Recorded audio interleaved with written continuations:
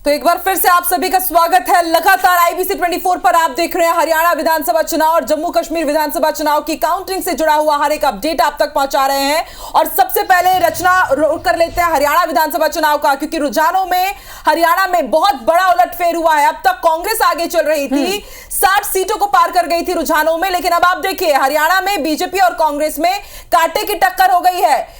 रुझानों में बीजेपी 47 सीटों पर आगे चल रही है और 38 सीटों पर कांग्रेस आगे, यानी कि अब रुझानों की बात की जाए तो पहले जो स्पष्ट बहुमत कांग्रेस को मिलता नजर आ रहा था, अब 47 सीटों पर आगे बीजेपी चल रही है, यानी कि भाजपा एक बार फिर यहां पर स्पष्ट बहुमत की ओर। एक सीट पर आम आदमी पार्टी आगे चल रही है और 4 सीटों पर अन्य आगे हैं। गढ़ी सांपला किलोई से बात की जाए तो पूर्व सीएम भूपेंद्र हुड्डा आगे चल रहे हैं। जुलाना सीट से विनेश फोगाट पीछे हो गई, बहुत बड़ा उलटफेर। विनेश फोगाट अभी आगे चल रही थी, पिछली बार इस चुनाव में इस सीट से कांग्रेस की जमानत जब्त हुई थी। जुलाना से इस बार विनेश फोगाट पर जिम्मेदारी दी गई, उन पर भरोसा जताया गया, लेकिन वो भी सीट से पीछे चल रही है। रचना, निश्चित तौर पर हरियाणा के चुनाव का जो अपडेट है वो लगातार आप तक पहुंचा रहे हैं और हरियाणा के दंगल में किसका मंगल होगा ये तो अब से कुछ घंटों के बाद बिल्कुल साफ हो जाएगा। लेकिन फिलहाल के रुझानों में इस वक्त कांटे की टक्कर देखी जा रही है, क्योंकि शुरुआती रुझान में जिस तरह से यहां पर लगातार कांग्रेस आगे चल रही थी, इससे कहीं ना कहीं बीजेपी की मुश्किल जरूर बढ़ती नजर आ रही थी, क्योंकि बीजेपी के माथे पे शिकन बिल्कुल आ गई थी। लेकिन अब जो है अब कांटे की टक्कर, और मुझे लगता है कि अब थोड़ी राहत की सांस जरूर ली गई होगी।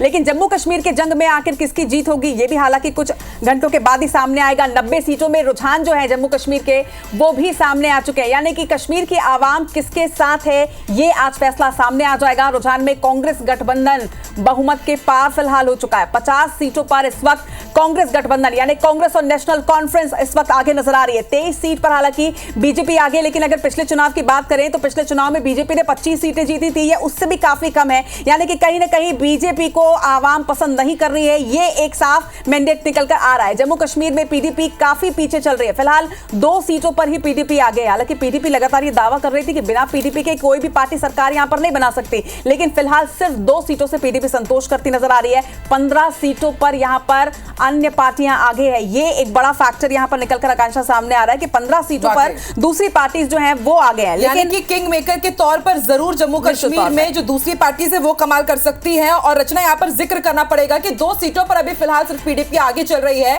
जबकि साल 2014 के चुनाव याद आते हैं, पीडीपी के 28 सीट थी, सबसे बड़ी सिंगल पार्टी थी वो वहां की। और इस बार आप देखिए कितना बड़ा बदलाव हुआ है। कश्मीर में जो सबसे मजबूत पार्टी मानी जाती है महबूबा मुफ्ती की पीडीपी, वो ही पीछे चल रही है। हालांकि अभी तक ये स्पष्ट नहीं हो पाया है कि इसमें से जम्मू की कितनी सीटों पर आगे चल रही है और घाटी की कितनी सीटों पर बीजेपी आगे चल रही है, लेकिन एक एक करके तस्वीरें पूरी तरह से स्पष्ट हो जाएंगी। तो जम्मू कश्मीर में 90 सीटों के रुझान सामने आ चुके हैं। रुझानों में कांग्रेस गठबंधन बहुमत के पार हो चुका है। 46 का वो जादुई आंकड़ा जो अब आगे बढ़ चुका है। 29 सीटों पर कांग्रेस गठबंधन यानी कांग्रेस और नेशनल कॉन्फ्रेंस की पार्टी आगे चल रही है। 24 सीट पर इस वक्त हालांकि बीजेपी आगे है। तो देखिए एक एक पल में जो समीकरण है वो बदलते जा रहे हैं, जो रुझान है वो लगातार आते जा रहे हैं और उनसे आपको लगातार अपडेट करा रहे हैं। कुछ देर पहले 23 सीटों पर बीजेपी आगे थे, लेकिन अब एक और सीट उसने गेन की है। 24 सीटों में इस वक्त आगे नजर आ रही है। 2 सीटों पर हालांकि पीडीपी आगे है, लेकिन पीडीपी के जो दावे थे तमाम वो निश्चित तौर पर यहाँ पे खुखले साबित हो रहे हैं फिलहाल के रुझानों में। हालांकि अभी वक्त काफी ज्यादा है, काफी पहले का ये रुझान है, तो ये समझना अभी मुश्किल होगा कि क्या आगे इसी तरह के रुझान निकलकर सामने आएंगे। कुछ रिएक्शंस में सामने आ रहे हैं, प्रतिक्रियाएं सामने आ रही हैं, वो भी सुनते हैं आप।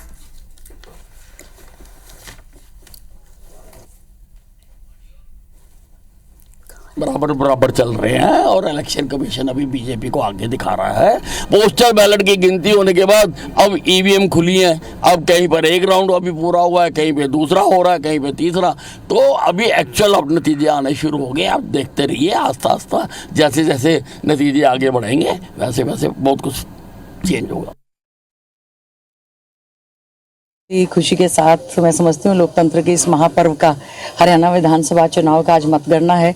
झज्जर विधानसभा क्षेत्र की जनता ने जिस प्रकार से आशीर्वाद सहयोग समर्थन दिया है, हमें उम्मीद है यहाँ से थंपिंग मेजॉरिटी के साथ जीतेंगे और हरियाणा में भी कांग्रेस पार्टी की सरकार बनेगी।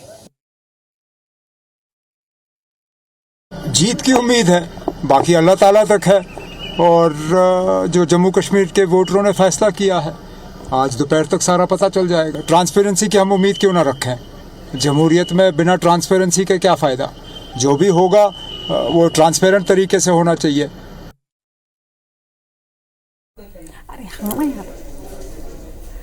तो हरियाणा और जम्मू कश्मीर में मतगणना जारी है और शुरुआती रुझानों में अविनाश जिस तरीके से ये रुझान सामने आए, एक बड़ा उलटफेर देखने को मिल रहा है। हालांकि एग्जिट पोल्स में कहीं ना कहीं ये समझ में आ गया था कि कुछ इस तरह का हो सकता है, लेकिन ये एग्जैक्ट पोल में तब्दील होंगे कि नहीं, इसमें भी हालांकि अभी तक संशय, क्योंकि अभी ये शुरुआती रुझान।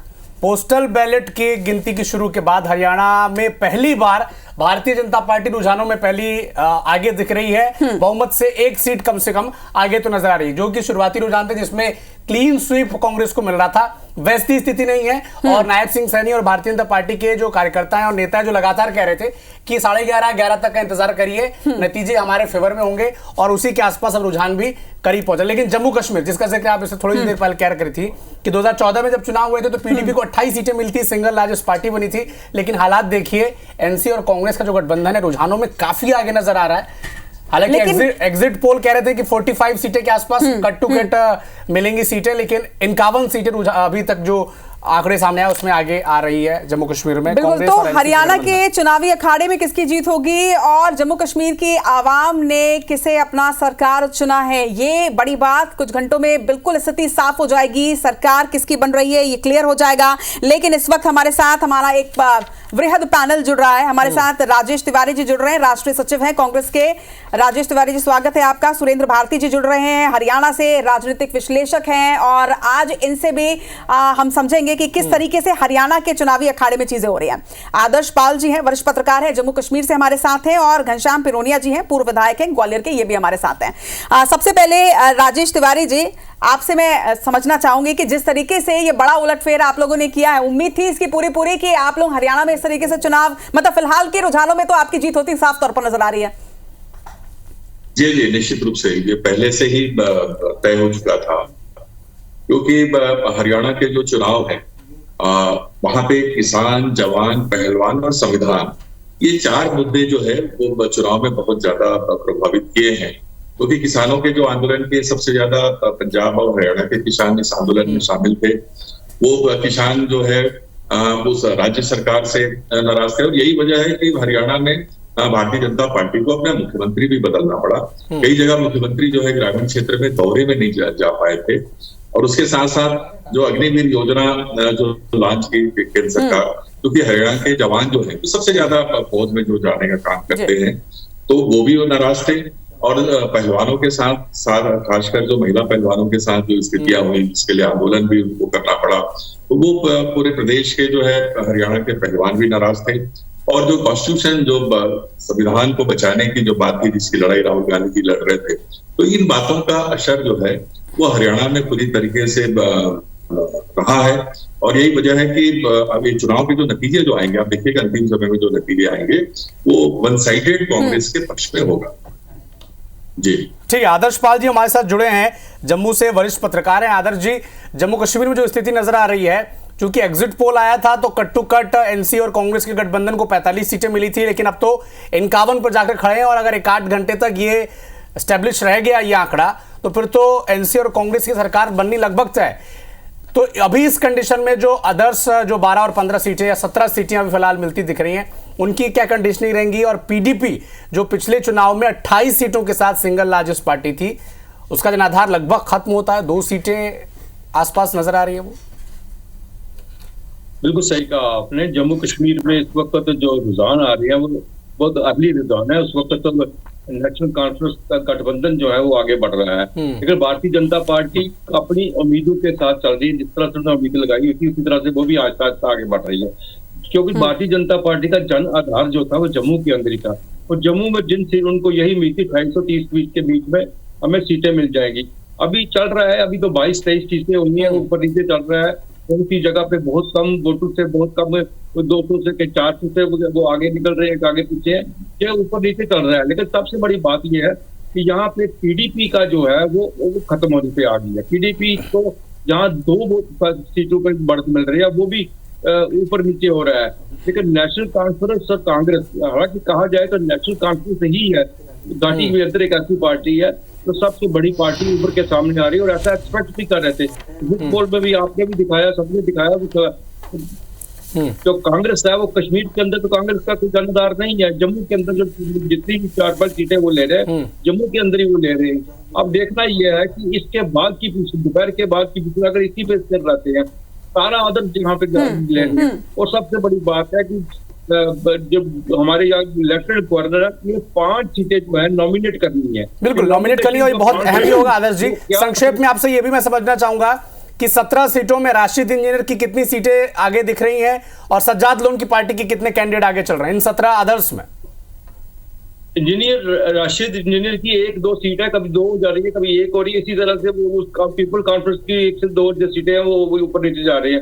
बाकी वो कुछ सीटें ऐसे जो जैसे जमात इस्लामी की पार्टी जो इंडिपेंडेंट खड़े हैं, उनमें से कुछ है वो भारतीय जनता पार्टी की उनको सपोर्ट किया है, वो supported by Bharatiya Janata party है, वो कुछ है। लेकिन वो किस तरफ जाएंगी कश्मीर के अंदर ये कहना बहुत मुश्किल होता है, इतनी भी अर्ली है। कल जब हुकूमत बनती है तो ये बातें बहुत मुश्किल हो जाती है कहना कि भारतीय जनता पार्टी की तरफ जाएंगी या नेशनल कॉन्फ्रेंस की तरफ जाएंगी। लेकिन सबसे बड़ी बात है कि जब सिंगल पार्टी को बन के आती है तो एलजी मजबूर हो जाते हैं कि उन्हें बुलाने के लिए सिंगल लार्जेस्ट पार्टी की। और भारतीय जनता पार्टी की अपनी तरफ से पूरी कोशिश रही है कि वो सिंगल लार्जेस्ट पार्टी बन के उभरे, लेकिन अभी तक वो उभर के सामने नहीं आ रही है।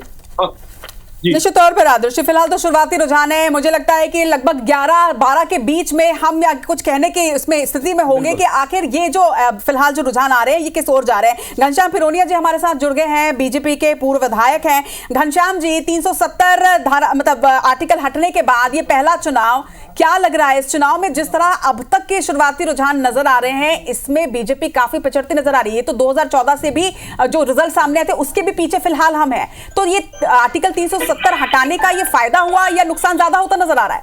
और हरियाणा में भी अब जलेबी खाने का मौका मिल गया क्योंकि 46 सीटें तो अब रुझानों में पहली बार भारतीय जनता पार्टी को हरियाणा में मिल रहा है। घनश्याम जी,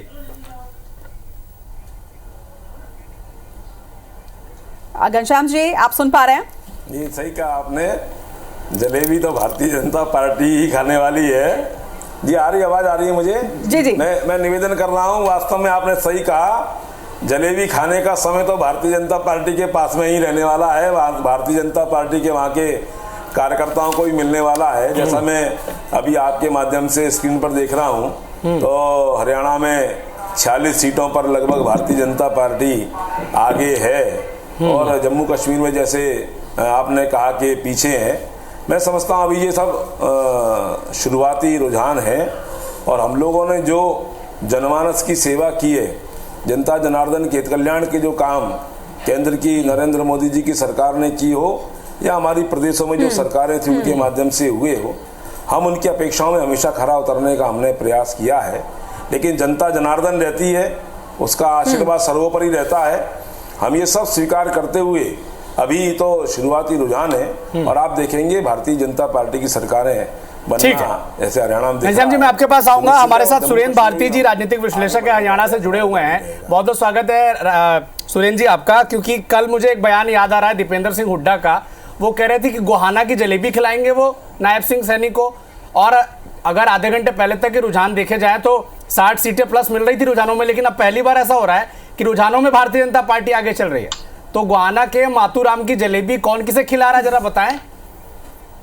ऐसा मैं सुरेंद्र भाटिया हूँ, सिरसा जो चौधरी देवीलाल का गृह क्षेत्र है वहां से मैं बोल रहा हूँ और एक समाचार पत्र का संपादक हूँ। वो आप भारती कह रहे थे, मैं सुरेंद्र भाटिया हूँ। जी। एक चीज मैं बता दूं आपको, ये निश्चित रूप से शुरुआती रुझान है। ग्राउंड पे मुझे नहीं लगता भारतीय जनता पार्टी 12 बजे के बाद ये रुझान रह पाएंगे, क्योंकि अभी तक जो ईवीएम की गिनती हुई है, जो अपडेट डाटा हुआ है, अनेक बार ऐसा होता है शहरी और ग्रामीण क्षेत्रों में बटा हुआ है। अगर शहरों से शुरू किया है तो भारतीय जनता पार्टी वहां से जीत रही है, लेकिन मेरा अपना जो आकलन है, यहाँ कांग्रेस को बढ़त मिलेगी 12 बजे के लगभग, और कुछ क्षेत्रों पे जो अपडेट किया गया है उससे उल्ट रिजल्ट आ रहे हैं। चुनाव कमीशन ने, अब मेरे पास जो डाटा है चुनाव कमीशन का, वो जो आप दिखा रहे हैं 40, और वो मेरे पास भी साइट खुली है। लेकिन सुरेंद्र जी आप इतने श्योर लग रहे हैं कि 12 बजे के बाद ये रुझान चेंज होगा और कांग्रेस को बढ़त मिलेगी, इस दावे का और इस जो आप भरोसा जता रहे हैं कांग्रेस पर, इसकी क्या वजह है? केवल एक ही वजह है, ग्रामीण क्षेत्रों में 45 सीटें ऐसी हैं, हरियाणा की 90 में से 45 सीटें ऐसी हैं जो ग्रामीण आधारित सीटें हैं।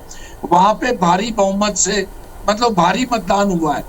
कुल हरियाणा में 67% मतदान हुआ है, लेकिन 45 सीटों पर 70 से 80% मतदान हुआ है। और जो शहरी क्षेत्र थे 7 सीटें ऐसी थी जहां 50% मतदान हुआ है, और जो 37 सीटें ऐसी थी जहां पे मतदान जो है वो 60 से 70 के बीच में हुआ है।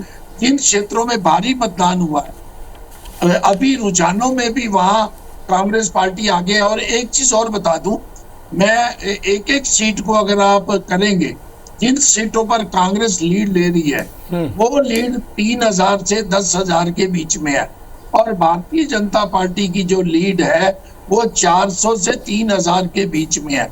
जो 400 से लेके 3000 की जो लीड होती है वो मेंटेनेबल होती है और उसको बीट किया जा सकता है। लेकिन रुझान अभी, क्योंकि चुनाव आयोग ने जो किया है 2 से 3 राउंड ही अभी अपने। राजन जी, लाडवा की सीट भी फंसी हुई, कह रहे हैं कि केवल 700 वोट से आगे चल रहे हैं सीएम साहब। सैनी जी, मैं वही चीज जो आपको कह रहा था, भारतीय जनता पार्टी की लाडवा सीट मुख्यमंत्री चुनाव लड़ रहे हैं, वहां पे जीत हार अगर किसी की भी होगी 5000 से कम वोटों पे होगी। और अगर एक राउंड किसी के हक में चले गए, गांव जैसे यहाँ कुछ गांव के क्लस्टर होते हैं, कुछ जाति पे क्लस्टर है, कुछ और है।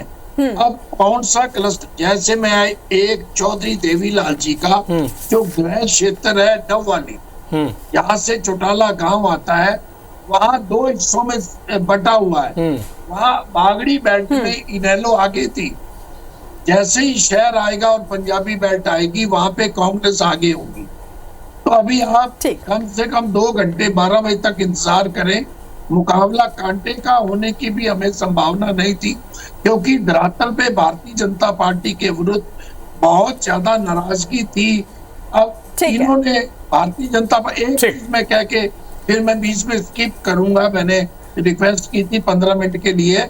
ये एक चीज और कह दूं, धरातल पे भारतीय जनता पार्टी के विरुद्ध रोष था। भारतीय जनता पार्टी ने किस ढंग से इनेलो बहुजन समाज पार्टी और कुछ क्षेत्रों पे कमजोर उम्मीदवार किए और दलित को एक नैरेटिव बनाया, उसका लाभ कुछ सीटों पे उन्हें हो सकता है।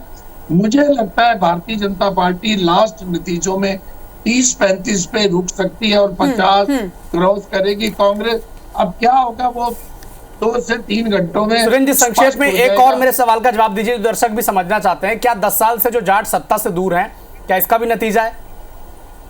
नहीं, निश्चित रूप से जाट जो कम्युनिटी है, जाट कम्युनिटी तो एन ब्लॉक कांग्रेस के साथ जा रही है। एन ब्लॉक का मतलब होता है 70-80%, 15-20% अवश्य बीजेपी को, इनेलो को जाएगी। लेकिन दलित वोट अगर बांटने में कामयाब रही भारतीय जनता पार्टी, कुछ हिस्सा बहुजन को, कुछ जेजेपी को, तो अवश्य थोड़े से नतीजे बदल सकते हैं। दलित पे ज्यादा जोर था।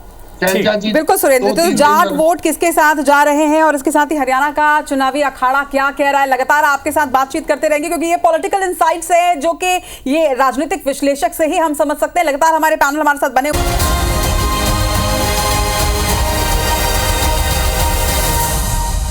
हरियाणा में किसकी सरकार बनेगी अब से कुछ घंटों के बाद ये साफ हो जाएगा। लेकिन फिलहाल रुझानों की अगर बात करें तो रुझानों में हरियाणा में बड़ा उलटफेर देखने को मिल रहा है। रुझानों में बीजेपी को बहुमत इस वक्त मिलती नजर आ रही है। बीजेपी 52 सीटों पर इस वक्त आगे है, 31 सीटों पर कांग्रेस आगे है। तो एक बार फिर से बड़ा उलटफेर है या अविनाश, क्योंकि लगातार देखिए रुझान जो है वो लगातार बदलते जा रहे हैं। कुछ देर पहले कांग्रेस आगे थी, अब फिर से बीजेपी आगे है, तो बड़ा उलटफेर। वो बड़ा अच्छा शेर है रचना मैडम की, जहां से चले थे वहीं आकर पहुंचे हैं। बड़ी देर लगी समझने में कि दुनिया गोल है। 2019 के चुनाव में कांग्रेस 31 सीटों पर ही खड़ी थी। कहां तो दावा किया जा रहा था कि 60 से 65 सीटें, लेकिन 10:30 बजते बजते रुझानों में भारतीय जनता पार्टी 52 सीटों के साथ अब आगे चल रही है। जुलाना की सीट से विनेश फोगाट पीछे चल रही हैं और ये सबसे हाई प्रोफाइल गढ़ी संपाला किलोई से भूपेंद्र सिंह हुड्डा जिनकी लीड करीब करीब 11,000 की थी वो आगे चल रहे हैं। अच्छा, ये सबसे हाई प्रोफाइल सीट है जुलाना सीट, जिसमें पूरे देश में सबसे ज्यादा चर्चा इसी सीट पर हो रही थी, विनेश फोगाट पर। ये कहा जा रहा था कि विनेश फोगाट, अभी तक देखो हरियाणा में जब चुनाव होते हैं तो हरियाणा चुनाव में अक्सर हर बार कोई ना कोई पार्टी किसी न किसी एक खिलाड़ी को उठाती जरूर है, लेकिन इस बार विनेश फोगाट पर भरोसा जताया गया और वो फिलहाल पीछे इस वक्त चल रही है।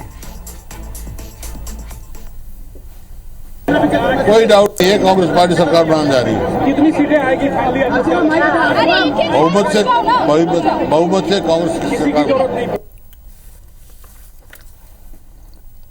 कोई डाउट नहीं है, कांग्रेस पार्टी सरकार बनाने जा रही है। कितनी सीटें आएगी बहुमत से कांग्रेस की सरकार। चलो, तो शुरुआती रुझानों के बाद लगातार यहां पर दावे किए जा रहे हैं हरियाणा में आखिर कांग्रेस का कुरुक्षेत्र होगा या फिर बीजेपी हैट्रिक लगाएगी। अब ये सवाल बिल्कुल पूछा जा सकता है क्योंकि अब फिर से एक बार बीजेपी जो है वो आगे हो चुकी है। अविनाश, बिल्कुल, राजेश तिवारी जी हमारे साथ जुड़े हुए हैं। राजेश जी, पहली बार ऐसा हो रहा है रुझानों में कि भारतीय जनता पार्टी हरियाणा में 52 सीटों के साथ रुझानों में आगे चल रही है। अब तक रुझान आपके पक्ष में थे, आप खुश थे, आप दावा भी कर रहे थे कि रुझानी नतीजों में तब्दील होंगे, लेकिन अब तो भारतीय जनता पार्टी 52 सीटों के साथ आगे है और वो कह रही कि गोहाना के जो जलेबी है वो आपको खिलाएंगे। अब नहीं, देखिए जो रिजल्ट जो आ रहे हैं अभी औसतन 4 राउंड के ही जो है नतीजे सामने आए हैं और जिसमें लगभग 20 विधानसभा सीट है जिसमें 100 वोट से लेकर 2000 वोट का अंतर है। वैसी लगभग 16 से 18 सीटें ऐसी है जो 2000 वोट से 5000 वोट के बीच में जो है भारतीय जनता पार्टी बढ़त में है। मात्र 7 से 10 सीटें हैं जो 5000 प्लस पे है और कांग्रेस पार्टी जो जिन सीटों पे लीड कर रही है वो 10,000 से लेकर 30,000 वोटों का अंतर है। तो ये जितने अभी जो बढ़त में जो तीसरे चौथे राउंड के रुझान में जो आए हैं और इसमें सबसे बड़ा ये कारण होता है कि डायरेक्ट मतलब जो शासन के पक्ष में जाता है क्योंकि लोग घर घर जाके अप्रोच करके वोट डलवाने का काम कर लेते हैं।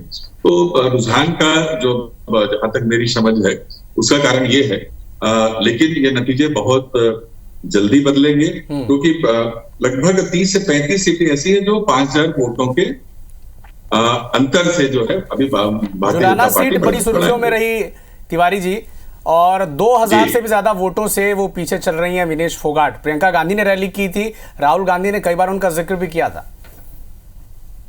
जी, शुरुआत में वो बढ़त में थी, अभी पीछे है, लेकिन फिर जैसे ही अभी ये क्रम बढ़ेगा उसमें हमें पूरा विश्वास है कि हरियाणा की और खासकर उस विधानसभा की जनता जो है जो उसके साथ जो अन्याय हुआ है वो उसके पक्ष में जो है लोग आएंगे और वो विनेश फोगाट जो है वो चुनाव अवश्य जीतेंगे। लेकिन राजेश जी, थोड़ी देर पहले आप दावा कर रहे थे कि पहलवान, जवान, किसान सभी जो हैं वो कांग्रेस के साथ हैं। इस वक्त घनश्याम पिरोनिया जी भी हमारे साथ हैं। घनश्याम जी, पहलवान, जवान और किसान बीजेपी के साथ या कांग्रेस के साथ?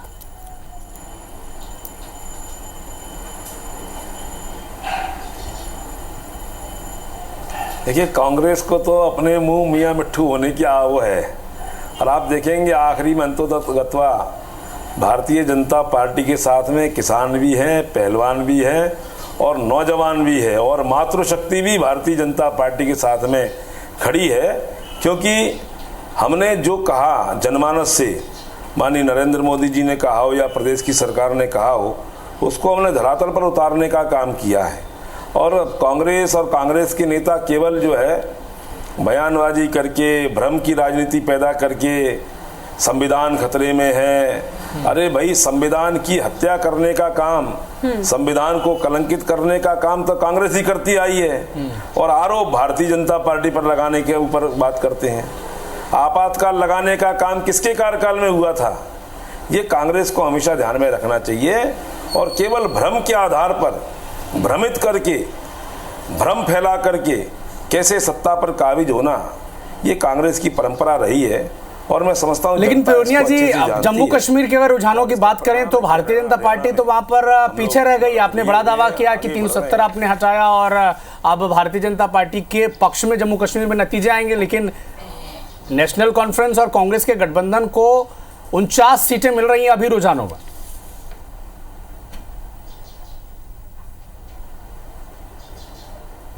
नहीं, बिल्कुल सही है ना। देखिए, हम हमेशा से नारा लगाते आए थे, हम कहते थे कि जहां हुए बलिदान मुखर्जी वो कश्मीर हमारा है। हम कहते थे कि एक देश में दो निशान, दो प्रधान, दो विधान नहीं होना चाहिए, और इसलिए 370 धारा हटाने का जो लक्ष्य हमारा था वो जनता जनार्दन के हित में हमने उसको पूरा किया। और जनता जनार्दन रहती है और उसका आशीर्वाद उसके पारितोषिक रूप में हमको मिलना चाहिए, ऐसी अपेक्षा हमारी है। और मैं समझता हूँ समय आते आते, लेकिन घनश्याम जी अभी तक के रुझानों में जनता का वो प्यार, वो आशीर्वाद मिलता हुआ नजर नहीं आ रहा है। तो मुझे लगता है कि शायद आर्टिकल 370 का जो मुद्दा था वो उस तरीके से चला नहीं है। फिलहाल जम्मू कश्मीर में 90 सीटों के रुझान सामने आ चुके हैं, लेकिन इस रुझान में कांग्रेस गठबंधन बहुमत की ओर है। हमारे साथ वरिष्ठ पत्रकार है आदर्श पाल जी लगातार जुड़े हुए हैं। आदर्श पाल जी, मैं आपसे ये समझना चाहूंगी, क्योंकि लोकसभा चुनाव के वक्त में भी उत्तर प्रदेश की अगर हम बात करें तो अयोध्या सीट, वो अयोध्या सीट जहां पर हर कोई श्योर था कि अयोध्या तो बीजेपी ही जीतेगी, लेकिन वहां पर बीजेपी को नुकसान हुआ। और अब जम्मू कश्मीर जहां पर यह कहा जा रहा था कि आर्टिकल 370 हटने के बाद बीजेपी की जीतने के पूरे चांसेस है। एग्जिट पोल जब सामने आए तभी भी लोगों को झटका लगा कि ऐसे कैसे हो सकता है, और अब तो रुझान भी वही कह रहे हैं। नुकसान कहां पर हो रहा है, दरअसल फैक्टर क्या है?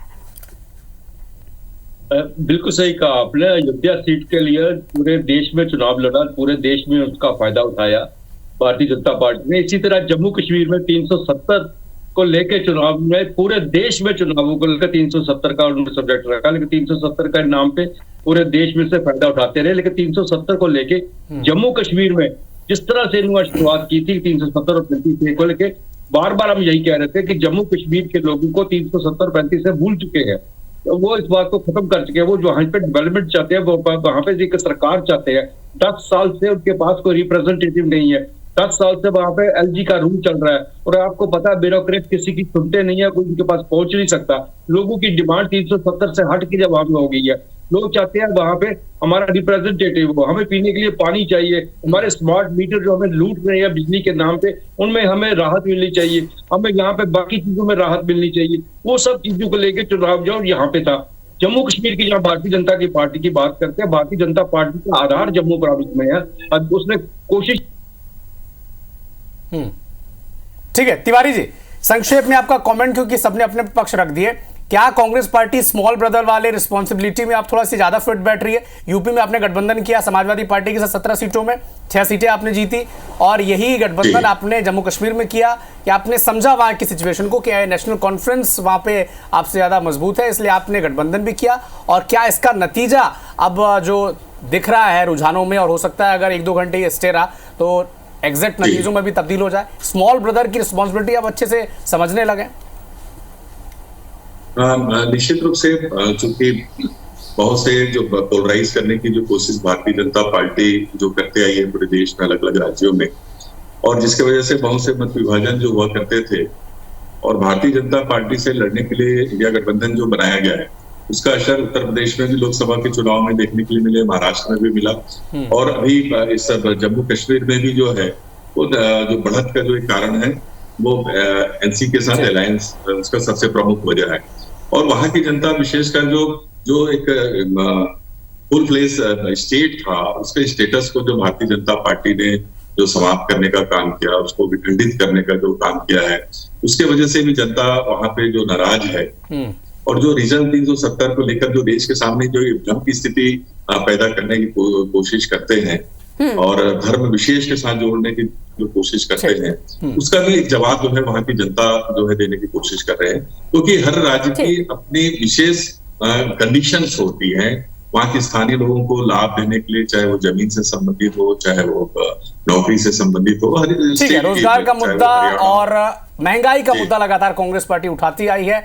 आप हमारे साथ जुड़े रहिए, वक्त एक छोटे से ब्रेक का है, फौरन लौटता है।